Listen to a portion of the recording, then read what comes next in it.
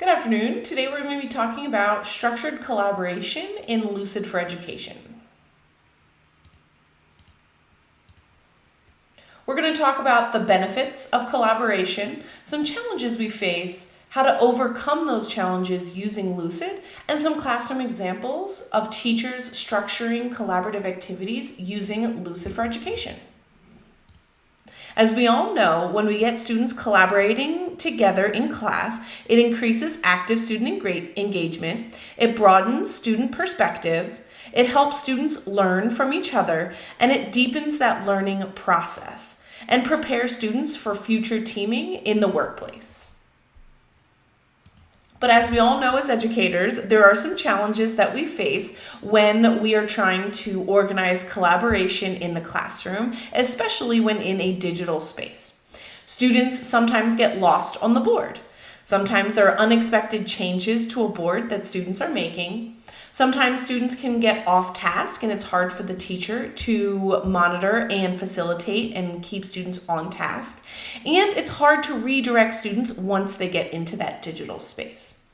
Some of the features we have in Lucid allow you to structure for better collaboration. For example, you can structure your lessons with paths and frames. As you can see here on the left, I have my frames open, which allows me to access the table of contents, and I can click through each of the different items and allows the students to have a structured path throughout their learning. You can also set up paths which allow for differentiated learning. This allows you to click and drag each of the different frames into different paths, and then you can get a link to share out to specific students in order to differentiate or send students to a direct learning path. We also have Make Me the Facilitator. What Make Me the Facilitator does is it gives the teacher access to additional facilitator controls. So under here, I'm going to go down to Make Me the Facilitator.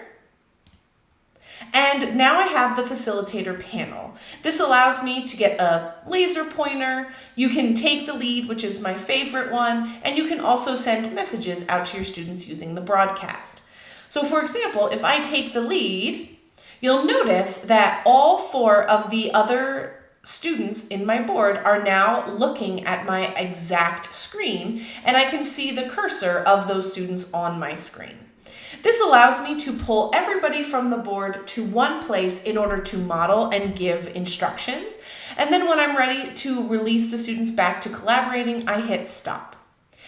Next to tools, we have your controls. These are things you want to set up on your board before sending out that collaborative link to students. It allows you to only allow the teacher to use the timer to start and end voting sessions, to lock objects and unlock objects on the board, and to hide or unhide frames. You can turn these on by simply just toggling them left or right. When encountering students who are off task, you can easily follow students on the board and monitor their participation.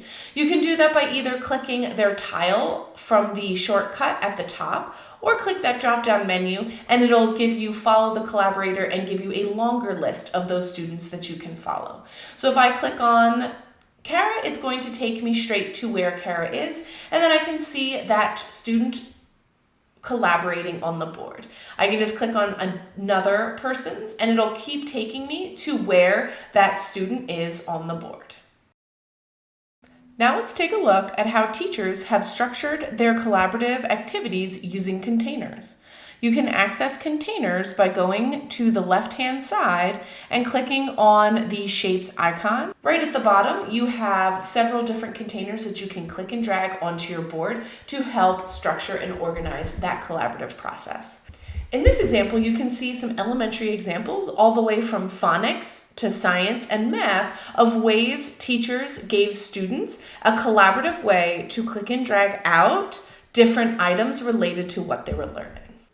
Looking at our second example for secondary, you can see what this could look like in a secondary classroom where students are clicking and dragging out their sticky notes in order to learn about the different forms of government, talk about equivalent expressions, and write down the different forms of energy.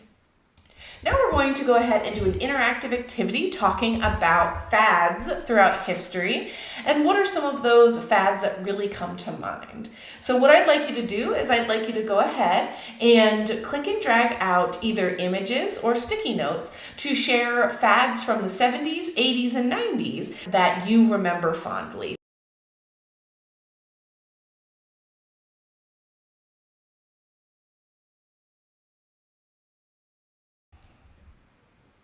Now I'd like you to click and drag out some sticky notes to show you things that you've seen today that you think will help you in your classroom.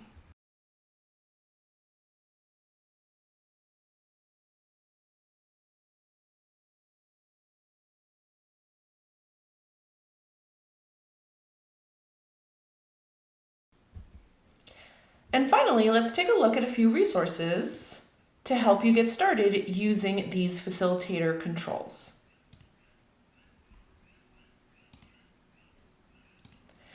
You'll notice that there is a link here to your toolkit. In this toolkit, you will see a quick video that will remind you how to use those facilitator controls in LucidSpark, how to set up paths and frames in LucidSpark, and two templates, one for frames and another one to set up and organize your response prompts in the classroom. I hope you found this helpful today, and I'll see you next time.